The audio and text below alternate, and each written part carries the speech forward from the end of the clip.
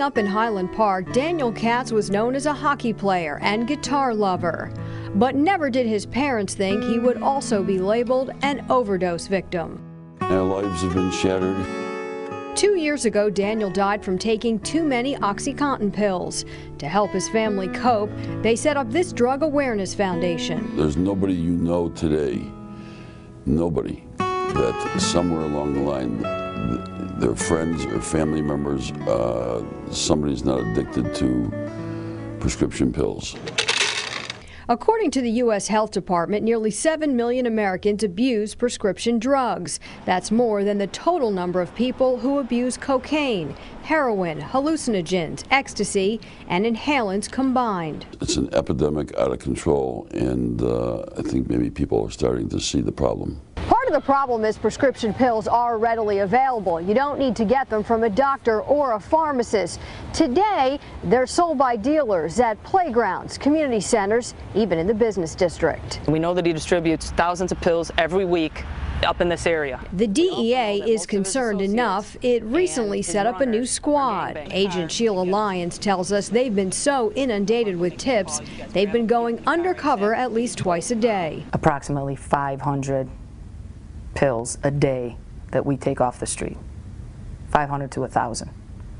Each pill selling for between $2 to $5. The buyers, everyone from CEOs to housewives to street addicts. But according to researchers, the biggest group of abusers, 18 to 25-year-olds. The pills completely take over your life. This man, a recovering Vicodin addict, says his addiction is still a private matter. Once every few days, you get your prescriptions set up. At the end, I was supposed to be taking no more than 8 of the Norcos per day, and I was taking up to 45. The pills sold by gangs on the street. Investigators say the gangs recruit so-called runners to get a prescription from a doctor, then turn the pills over for cash. It was a bit of a surprise to us, the magnitude that we're finding and working with the state and local police department when they're doing raids, search warrants on homes, and they're finding a lot of pills, and that's a recent activity. After 3 tries, this addict did stop, but he says detoxing off Vicodin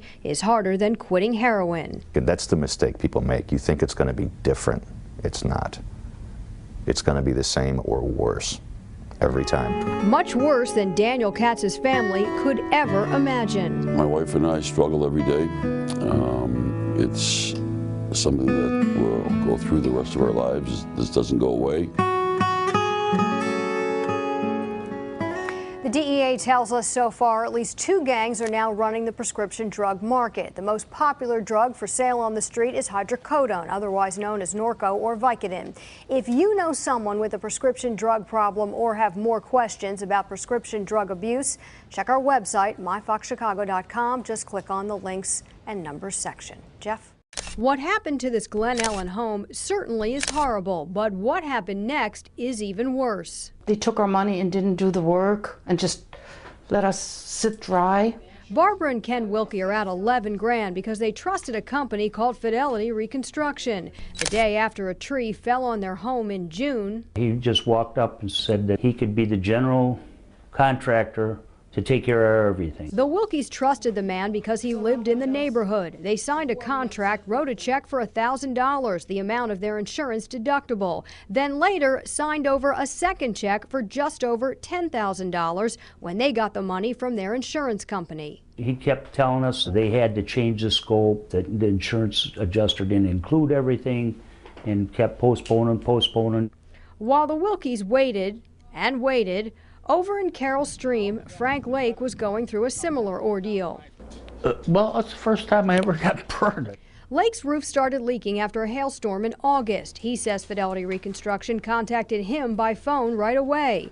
After he checked the company out, he signed a contract with the same rep that signed a contract with the Wilkies, eventually handing over about $4,000 he got from the insurance company, only to never see anybody from Fidelity again. They didn't do anything, and I made at least 15 phone calls.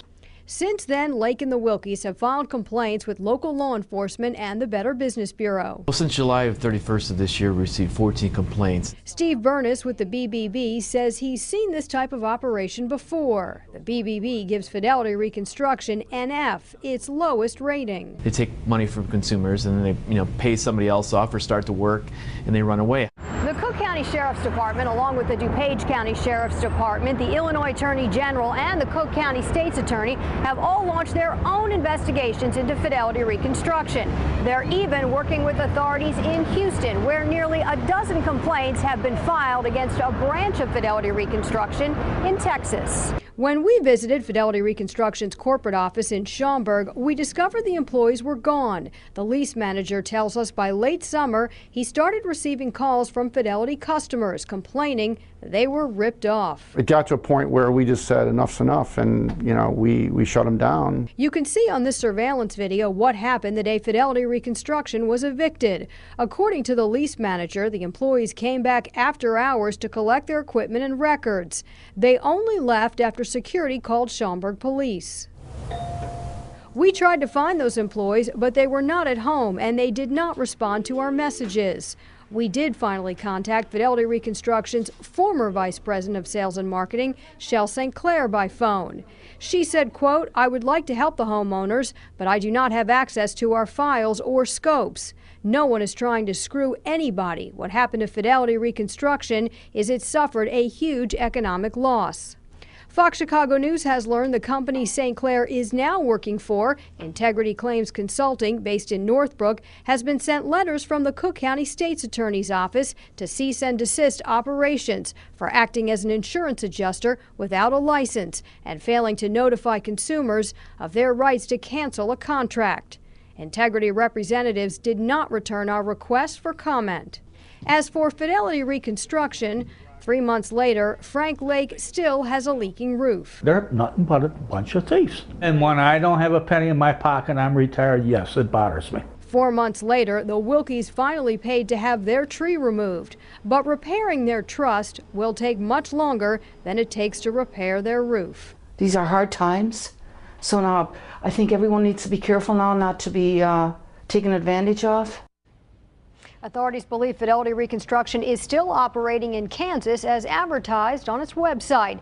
The BBB urges people to stay away from solicitors, in this case what they call storm chasers, people who come to the door or call on the phone. Instead, if you need repairs, access the BBB's website to see if a company is accredited and has good standing. And we've posted a link on our website, myfoxchicago.com. Just click on investigations. Jeff?